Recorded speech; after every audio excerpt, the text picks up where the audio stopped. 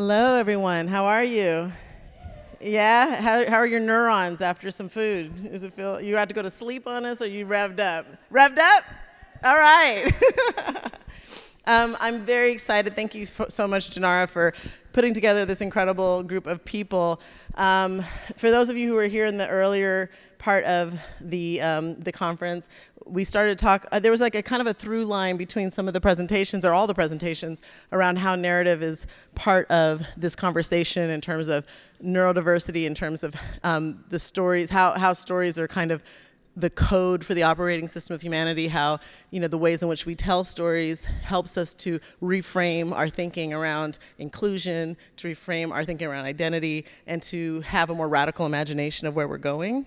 And so I'm excited to be with some storytellers up here that are doing some radical imagination and experimenting in new forms as well. I'm going to start with Lakshmi Sarah, and is an expert in crafting stories in immersive media, which is, as we were talking about earlier, a really new area to try to understand identity and understand how our brain is even working in terms of that and how narrative works. We also have Shawn Taylor, who is from Pop Culture Collaborative, a senior fellow who just turned in his project, by the way. Congratulations. And also a guru when it comes to Blurred, the black nerd.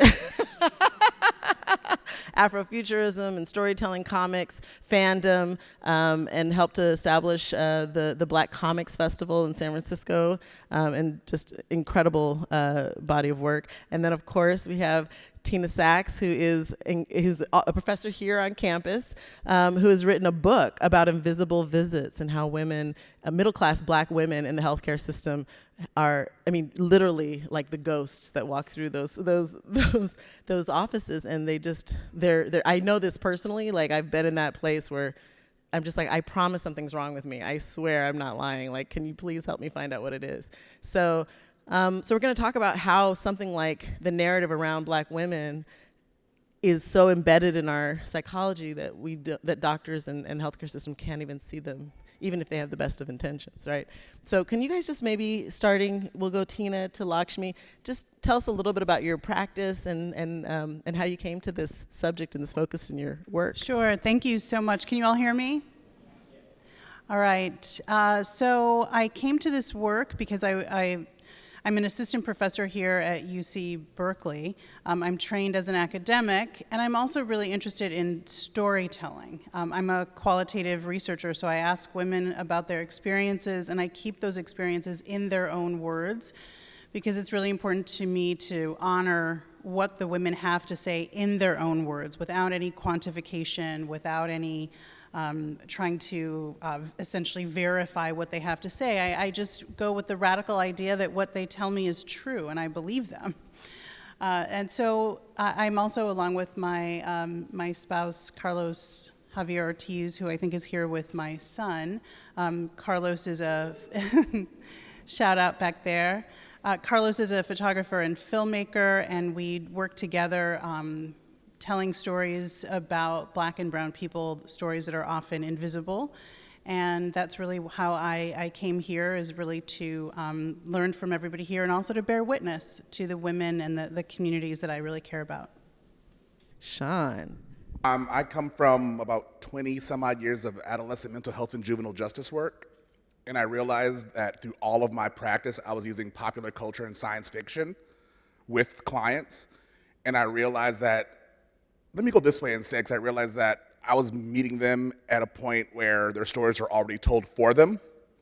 And so I figured if I actually got them before they got into the system and started using, sci-fi, fantasy, comic books as a pedagogical practice and a mental health practice before they got in the system, and I started a small institute a few years ago that was doing some really good work. And then I realized that I got picked up with I'm a senior fellow with the Pop Culture Collaborative, and the work that I'm doing is really about fandoms. And why do we participate in culture, and what types of culture we participate in. And so I wrote in two directions. One was for how social change organizations can partner with fandoms for large-scale social change movements. And I also wrote kind of a manifesto for fans, because last year, fiscal year 2018, $141 million were spent at San Diego Comic-Con for the area 131,000 people showed up. That's a lot of power just for consumption. And so I wanted to see how we could reframe, no pun, the power of fans to move from the commercial to the change space. And so that's the work I just turned in, and that's it, really. Cool. Thank you so much. Can you guys hear me? Yeah. This book is available, but you have to come find me to buy it. It just came out in November, and it talks about some of the stuff that you talked about this morning, Kamal, but also in terms of where I'm coming from in storytelling, and thinking about framing. What happens when we like lose the frame and you're in the middle of a 360 video, and how do you tell a story when it's happening all around you, is something that I've spent a lot of time thinking about and talking to other creators about. I come to the storytelling, immersive journalism world from radio, but also from teaching and trying to experiment, from like being a maker and wanting to just mess around with things and think about like what happened if we did this. One of the major experimental things that I worked on as a graduate student at the UC Berkeley School of Journalism here was happened in 2015 during the humanitarian crisis, also known as the refugee crisis in Europe. One of the things my coworker, my co-producer and I were thinking about is like, we're seeing all these numbers, like 1 million people here, 47 people in the back of this van, and so numbers, but then how do you actually, like, what are those people's stories? And we really wanted to just understand each individual story. And we went to Germany for our thesis project in 2015 with the idea that we'd interview 3 people, and we kept talking to more and more people, and we wanted to, it's sort of like the idea of oral history and wanting to not and keep all of those things because it's so important, but also then how do you show people what it's like to kind of experience a day in the life for somebody who is seeking asylum there. So that was kind of the prompt for what we did, and that was a project called The Wait, which is now feels very old and is a little ugly, and I don't want to look at it, but at the same time, it was kind of the foundation for then using this medium of 360 video to experiment with storytelling and to then push different ways of storytelling. And so also going along with, like, we hear about numbers of homeless people, we hear about numbers of DACA recipients, undocumented people, but what are their actual stories? And so then I did a piece on homelessness for KQED in 2016, and then a short series on undocumented young people in California for Fusion Media, and just continuing to think about how we are trying to help people tell their story, or telling people's stories, but using like a diversity of perspectives in order to bring those stories out. So I think, maybe this room is quite aware of things like the ways in which media has contributed over hundreds of years to things like stereotype threat or implicit bias, and how there's ways in which we are receiving images and representation of images that is coding our relationship with other people and even with ourselves, like, knowing that we perform, like with a stereotype threat, if we're triggered by a negative stereotype that we have kind of share that identity group, then we perform lower. If we are triggered by some aspect of our identity groups that are, supposed to be smart or intelligent, then we perform higher. I think about my son is almost 17 years old, and he's got high functioning autism. And so socially, he's had this kind of these moments of like, I don't understand how I fit, into these, we're constantly having these navigation conversations. And I don't know who's seen The Good Place. Has anyone seen The Good Place, right? So when he saw Chidi, the character Chidi, he was like, there I am. He was like, I see myself. And he was like, now I get myself. Like, it was like a whole revelation for him to be able to see another person that had that kind of, he has a particular kind of obsession with perfection and making decisions and, kind of a rigid. But yet with that, there's a counterpoint of incredible, profound thinking and deep thinking that just enriches me every day.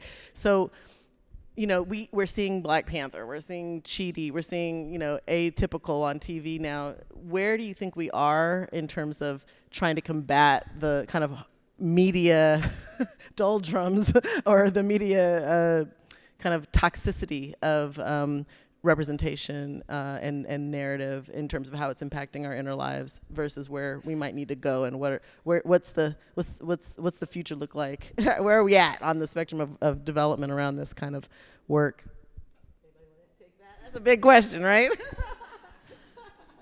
I mean, I can take it and then defer to my esteemed colleagues quickly. I think we are at a point in which, I mean, not to bring this to Trump, but I do think, but I do think that the sort of the sea change that we have experienced with the Trump presidency has created this groundswell of activism, of engagement, of energy that we didn't see before. And I think also the demographic changes in this country, right? I mean, like, we're a predominantly a majority minority country, right? So those terms don't even make any sense anymore, to use the term minority, right? And so I do think we're at a place in which there are just more of our stories will be coming forth just because there are more people who are really saying, listen, I need to see myself represented, and I am going to, through all these new technologies also, like you can make films on your iPhone, you can do all of these different things. So the barriers to entry into this world, I think, are a little bit lower, and as a result, we're kind of, changing the narrative there. I think we're at the tentative first date stage where you're trying to fill each other out. You don't want to make too many mistakes. I mean, being that we can name them, meaning that we're not far enough right now. And I think some of the biggest shifts is when we remove America from the center. We're getting richer stories in a lot of ways. And I think that we need to decentralize a lot of the traditional things that we look to. I mean, like, as she was saying, like in our phones, we have an entire studio. I mean, for my final projects for my students, I'd say, I don't ever want to see a paper from you for your final project. Make a project. I want a podcast. I want a video. I want something else so we can, eliminate the digital divide and the access divide that's there, and also to the narrative divide. I mean, when you're walking around, I mean, even at the grocery store, I mean, I don't know how women don't just snap. You go to the grocery store, one side's telling you can't please your man, and the other side's a whole bunch of snacks. You're just so depressed and go get snacks. You're just like in this ugly feedback loop even at the grocery store. I mean, so how do you even avoid these things? I think movies like Black Panther did something well. I think Wonder Woman did something well. And I stick to science fiction and fantasy because usually it's about rebuilding after climate catastrophe, after something happens. So it's really about world building. And I think that if we treated world like fanfic, that season sucks. Let me rewrite it. And I think we'll start getting more of the different narratives that we need to see. You guys are so optimistic. I don't know. I don't know. Maybe it's because I just was reading Amy Webb's new book. She's a futurist, and she's talking about the big nine who are all in control of our AI future, and just how controlled that the whole future seems to be by older white men, and who aren't even thinking about the fact that the world, let alone the U.S., is more diverse and more perspectives. So I think after reading that, I was like kind of overwhelmed. I haven't finished reading it, so maybe it's like getting to a point. It does, okay. But also it's interesting to think about. There was that documentary Missing. There's a documentary, Missing Half the Story, which is about the lack of female directors and I think that is one of those things that made me think about, like, oh, so my whole like worldview is based on like a weird frame that someone else gave to me, and like, oh, is that why one of my favorite films is Love and Basketball? It like really makes you think. And so I think there is a long way to go, but also like we have to also do a lot of work in order to like prepare for this other future and reimagine it if we're gonna be able to, yeah. makes moves. Just to back you up on that, I was walking on the High Line in New York City one day a couple of years ago. So this is gorgeous, designed garden up in the sky. And I was by myself. It was the middle of a weekday, so hardly anybody was on the High Line. And I saw, and this is me being very vulnerable with this community, with everybody here, but I saw a man on his knees in a garden tilling some soil, and with a hat on his head, and the sun was beaming down on his head. And I thought, oh my God, look at this. Probably undocumented worker here toiling in the soil to make sure that I have this beautiful privilege of walking on this thing, and how much is he getting paid for this, and who am I to sit in my privilege while he's toiling away from and then he looked up and he was white, and I said, oh, he must be a horticulturalist, maybe from MIT, trying to think about da-da-da-da-da, and I was just like, whoa, and I said, whoa, look at that lens that I'm looking through. And then I was walking, and I'm a single black mom of 3 kids, and there have been times where I've had like the baby in the Bjorn, 2 kids struggling, looking at my hair, like trying to just survive the day. And I've had people look at me like, oh, there goes that poor black, broke down, woman. And so I was walking, and then this woman was walking towards me, an older white woman, and she looked at me, and I kind of thought, oh my God, I'm looking at him through the lens of white privilege. She's looking at me through the lens. She's seeing me as that poor black single mom, instead of, oh, look at that executive that got an MBA. You know what I mean? Like, it's just so, this lens is so present that you even see yourself and everyone around you through what that media filter has put into our minds. It's like, what are your values? I mean, forget what's carrying the values, but what is the ultimate value? I mean, I call myself a pop evangelist, because I really believe that pop culture is a really powerful medium through which we can actually engage people. So for your hard science people, 5th Season by N.K. Jemisin, be like, you have no other choice. You get an F in this class if you don't read this right now. I mean, but I think it's, for me, because it was really great geological information, great climatological information, but I think getting in that, if you want to save the world, you have to have an imagination, because science alone will not save the world. Will save the world. Love and joy and hope and belonging has to be coupled with some of our harder sciences for us to have a complete tool set. So I'd really give them, photocopy clips, send them a little PDF. I mean, I seed my friends all the time. I work with a lot of friends who are in Hollywood who are more like, they're technicians. They work in imagination, but they're not very imaginative. And so how the hell that works, I have no idea. But I send them little things all the time, and I'm finally, every Christmas, every birthday, try this one, try that one. But I really think that if we don't have a clear view of what our values are, we're not going to make any connections on that particular way. I think we're gonna because we invested how many thousands of dollars in our degrees, and we're so discipline beholden. I think sometimes it feels like we're cheating on our discipline when we step outside of it. Sometimes because I'm in how much debt because of this? I can't leave. And so I think we need to challenge each other, and I think that's why interdisciplinary work is more important now more than ever, if that makes any sense at all.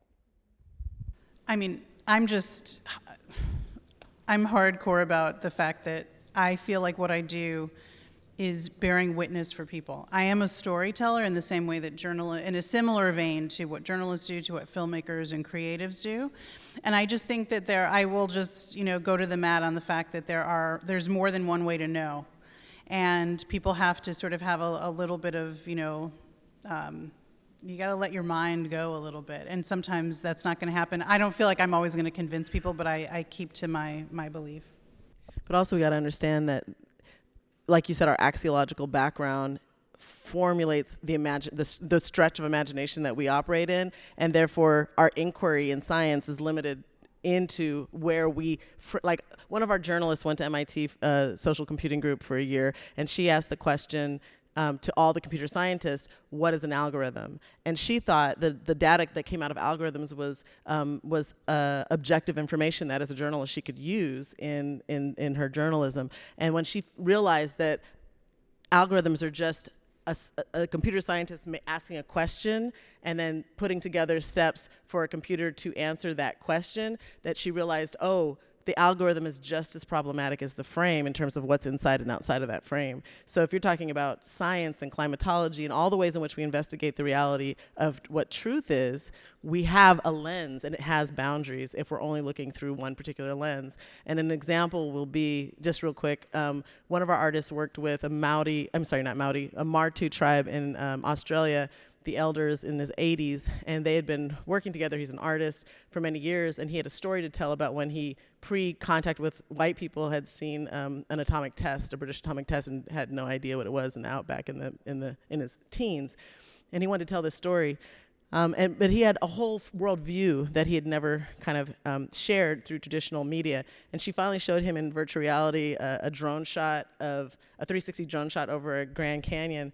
And he was like, finally, there's a medium for you white people to understand what it's like to be Martu. He said, because this is a 40,000-year-old community that knows, as a collaborative, they paint their land and it matches satellite imagery and sedimentary layers in the earth. They know their land so well that they astral project in their meditation, and the idea of a frame and looking at their worldview through that was so absurd to them that they said you could only understand it through this media to give a glimpse of their worldview. And through her work, she started sharing this with other indigenous communities, and they were like, over and over and over again, different indigenous communities were like, finally, there's a way for you white people to understand a worldview that you've never had a relationship with, and particularly aspects of shamanism and things that have been very skewed to the margins, neurodiverse things like, it's crazy what has been skewed to the margins over the years, that now through science we're starting to realize, there are more than just 5 different senses. We do have a relationship, if we don't dull it, with nature that has a synergistic relationship. And if we hadn't marginalized that pre-industrial revolution, would we be paying the bill of climate change today? I have one more reference for you, futuredude.com. He's a guy named Jeffrey Morse. He's a filmmaker, but he actually was a NASA consultant and wanted to bring hard science back into film and television. So you can email him, say you know me, and he'll give you all of his, he's a brilliant guy, so. What I'm hoping to do by using story and visual art and film is to try to actually reach someone at an emotional level, not only at the cognitive level. I use a lot of film and video and other visual media in my classrooms because I teach about the American welfare state, about American poverty. It's really interesting that you were thinking that I'm optimistic, because my students are always like, you are the most negative person. Why is everything so bad? But what I try to do is to get people to actually resonate with the fact that these are human beings that we are talking about in these very decontextualized ways. And I can only go so far. I don't necessarily think that I'm going to change everyone's mind. And I also just want to say that I don't think that some of the inequity and the power, the hierarchies that we see in the United States, they're not really about changing people's minds. They are about power. And so it's not just about if I could reach this person and I could change their mind. Power concedes nothing without a fight. And oftentimes what we are talking about, the issues that we're concerned about here, what I presume many of us are concerned about here in this room, there is a reason that people hold on to their power. There is a reason society is organized as it is. It's not an accident. So what I try to do is actually still continue to have faith that as Shawn said, that we have to move forward with faith and hope, but also understanding that this is, both in the United States and across the world, this is we're up against it. And the only way we're going to get through it, I think, is together and also with a deep core sense of what is possible. I think part of it is the convincing part. I don't know, but for me, it's like the greatest convincing is changed behavior. And so I think I think you can't do it by dictating. You have to invite people to change. You can't dictate and say, hey, you got to change now. Who cares what you have to say, right? But if I can invite somebody to act differently, and I think that's so much things. I think that there's a tyranny of the progressive left where we need to be really honest that a lot of activists are trash, and that they are really trying to force us into molds in ways and against our own self-preservation a lot of times. There's only one orthodox way, and they're being just as orthodox as the right is in a lot of ways. But I think when you lay the groundwork for people to be invited into a discussion and invited to change, and no, you don't have to go out and do the big thing. You can go to your local place and talk to somebody there. I think those are those small incremental changes, because I think we expect everybody to go from 0 to Malcolm X. And I just think that's very unfair on multiple levels. But if I can get you to go 6 blocks and engage somebody in 6 blocks on a thing, I think if 100 of those creates a larger convincing or systemic change. Yeah, that is tricky. I think a lot of the journalistic work that I've done is out in the world, and I have no idea kind of if that has had any impact. And I think it's tricky, especially in the Facebook, YouTube metrics world, where you can see the number of people who have watched it, but just because someone has watched for 3 seconds as they're scrolling through Facebook doesn't actually mean anything. And so I think there's the metrics in terms of like, has someone watched it? But I think for me personally, there's also like the metrics of, and this is like an incalculable metrics of like, whose story are you telling, and then who are you speaking to, and is the person that story you have brought to the world, are like they happy with it, and some of those I don't actually know the answer to. So yeah. I can say that we already know that storytelling works to manipulate the human mind. I mean, that's, if you look at advertising industry, if you look at what just happened with the 2020 election in terms of, the data and the way that data is being divided and filtered, and who's getting access to what stories, and how that is changing people's worldviews, or strengthening or hardening certain worldviews. It's, right now, the data now, the business intelligence that can happen through the data and the devices in our phone can track you down to where, like they found Trump's entourage, followed them all home to it was a report on NPR about just the geo-tracking that's supposed to be very aggregated, so no personal identity is found. They were able to track people all the way down from the White House to their homes, and this is the the president's closest confidants, or closest to him.